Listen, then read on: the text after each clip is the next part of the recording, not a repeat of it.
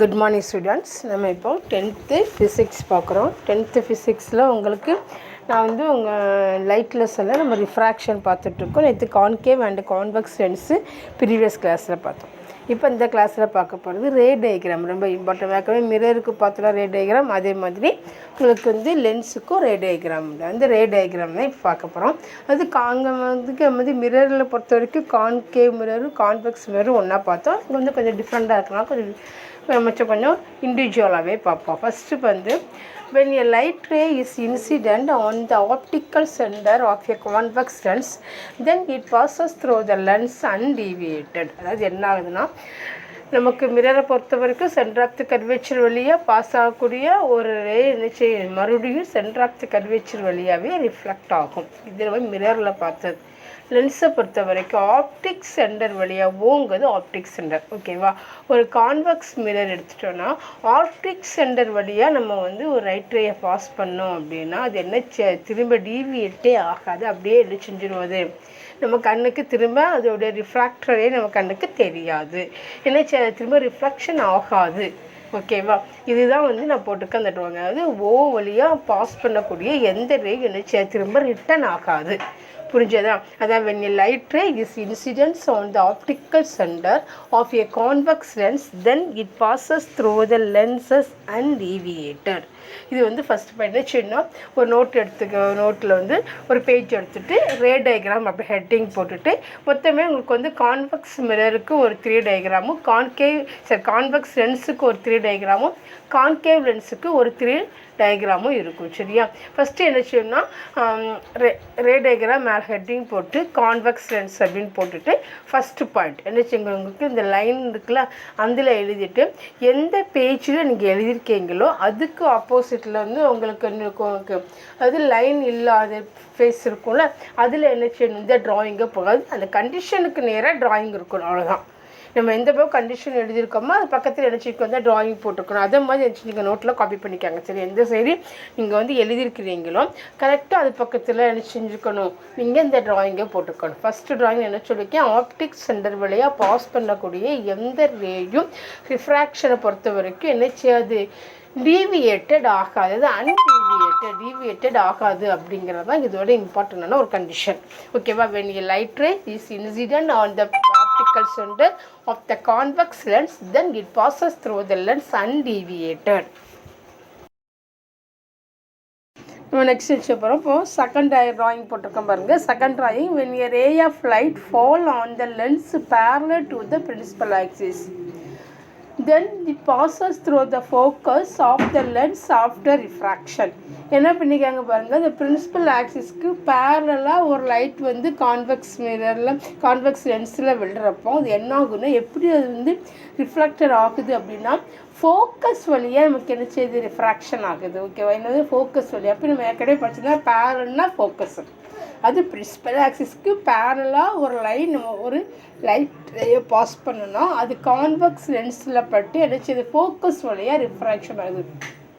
நான் திரும்ப சொல்கிறேன், நான் கரெக்டாக எந்த இடத்துல இந்த லென்ஸுக்குள்ளே எந்த இடத்துல கட் பண்ண உங்கள் லென்ஸ் ட்ராயிங் போட்டுக்கோ அதில் சென்டரில் தான் என்ன செய்யும், அது உங்களுக்கு டீவியேட்டட் ஆகும்.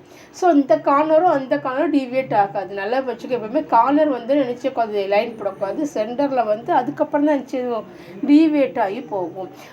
அதே மாதிரி நினச்சிடணும். இந்த மாதிரி ட்ராயிங்கில் கம்பல்சரியாக ஆரோ மார்க் ரொம்ப இம்பார்ட்டண்ட்டாக என்ன செஞ்சுருக்கணும், போட்டிருக்கணும். அப்போ செகண்ட் கண்டிஷன் அப்படிங்கிறது என்னது, பிரின்சிபல் ஆக்சிஸ்க்கு பேரலாக லைட் ரே பாஸ் ஆச்சுன்னா அது லென்ஸில் படுறப்போ ஃபோக்கஸ் வழியாக என்ன செய்யும், ரிஃப்ராக்ஷன் ஆகும். சரியா? இதுதான் when a ray of light fall on the lens parallel to the principal axis, then it passes through the focus of the lens after refraction.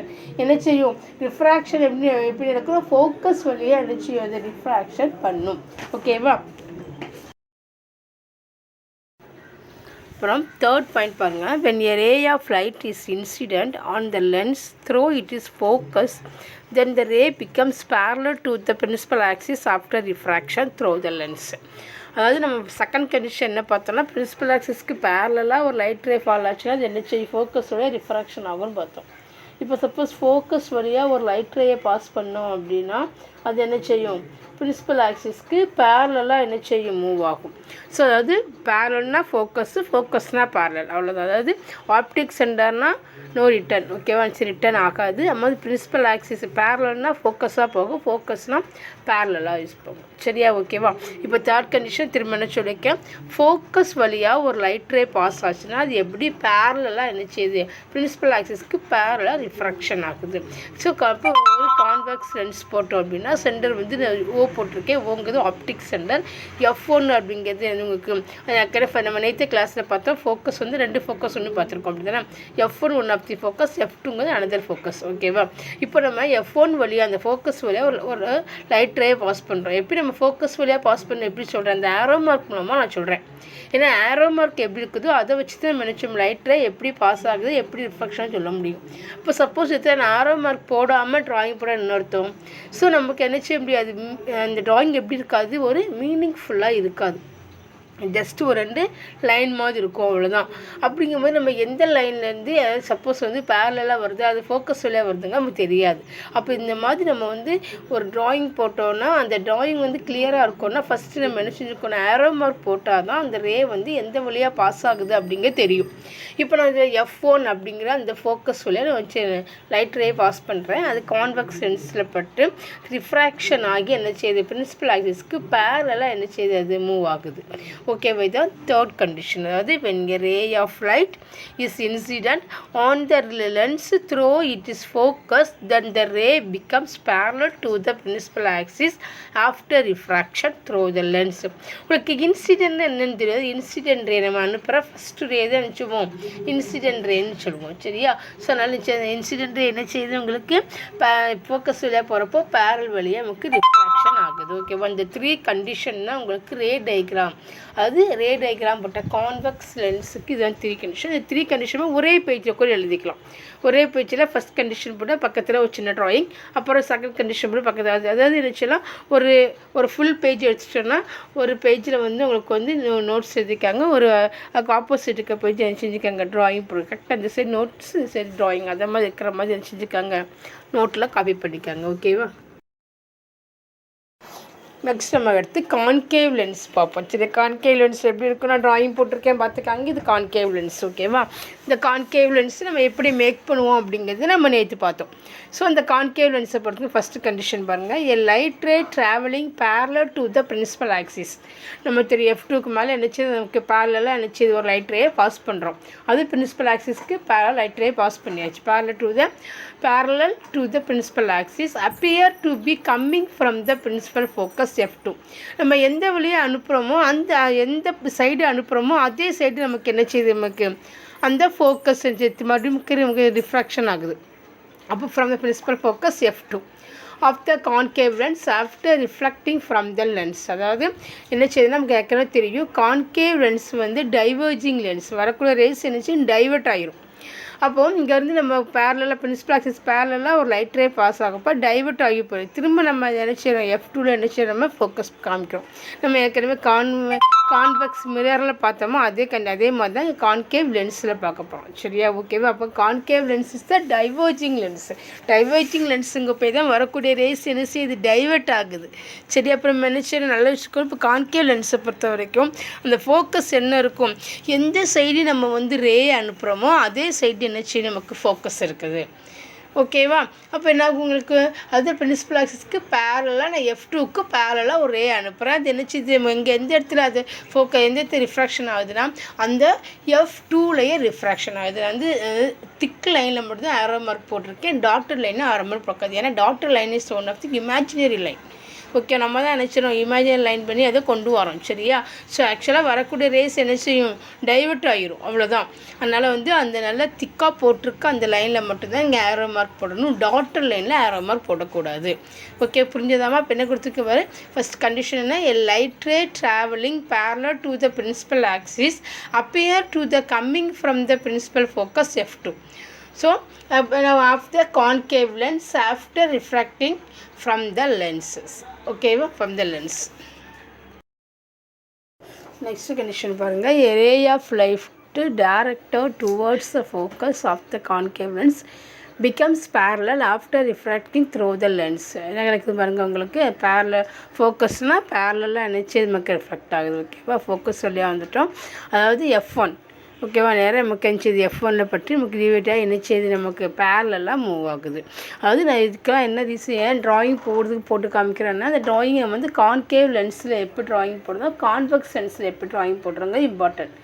அதாவது கான்கேவ் லென்ஸில் தான் நமக்கு இந்த டாட்டர் லைன்ஸ் வரும். சரியா, ஸோ நம்ம கான்கேவ் லென்ஸில் நம்ம நிறைய டாட்டர் லைன் போட்டிருக்கோம். அப்போ F1க்கு வந்துச்சு நிச்சயம் திரும்ப அது பேரலாக என்ன செய்யுது நம்மளுக்கு ரிஃப்ராக்ஷன் ஆகுது. ஓகேவா, புரிஞ்சது. அப்போ the ray of light directed towards the focus of a concave lens becomes parallel after refracting through the lenses. Okay,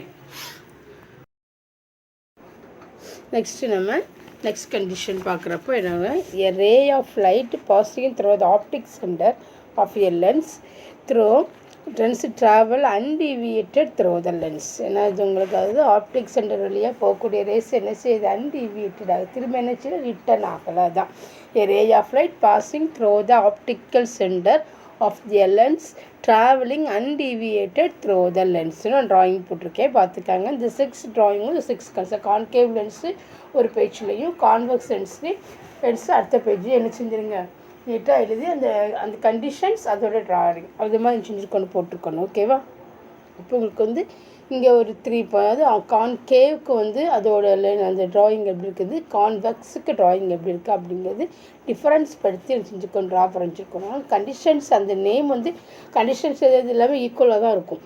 சரியா, அதாவது பேரல்னா ஃபோக்கஸ்னா பேரல், ஆப்டிக் சென்டர்னா அன்டிவியேட்டட். ஸோ இந்த 3 கண்டிஷன் தான் கான்கேவ் லென்ஸுக்கும் கான்வெக்ஸ் லென்ஸுக்கும் அதில் சேஞ்சஸ் இருக்காது. ஆனால் நம்ம போடுற ட்ராயிங் மட்டும்தான் சேஞ்சஸ் இருக்கும்.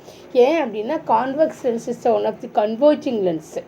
அதனால் வரக்கும் ரேஸ் என்ன கன்வெர்ட் ஆகுது, உங்களுக்கு இது கன்வேஜ் ஆயிரும். அதே இது உங்களுக்கு வந்து இதை பொறுத்த வரைக்கும் என்ன ஆகாது, கான்கேவ் லென்ஸை பொறுத்த வரைக்கும் டைவர்ஜிங் லென்ஸ்னால் என்ன செய்யுது, டைவெர்ட் ஆகும். அப்படி டைவர்ட்டிங் இருக்கக்கூடிய ஒரு 2 லென்ஸ்லையும் ஒரு லைட் ரேயை பாஸ் பண்ணுறப்போ அதனுடைய ட்ராயிங் வந்து எவ்வளோ டிஃப்ரெண்ட்டாக கண்டிஷன் சேமாக இருந்தாலுமே ட்ராயிங்ஸ் எப்படி இருக்குது அப்படிங்கிறத டிஃப்ரென்ஸ் படுத்தி பார்க்குறது தான் உங்களுக்கு கொடுத்துருக்கேன். ஸோ இதே கண்டிஷன்ஸ் இதே ட்ராயிங் புக்குலையும் இருக்குது.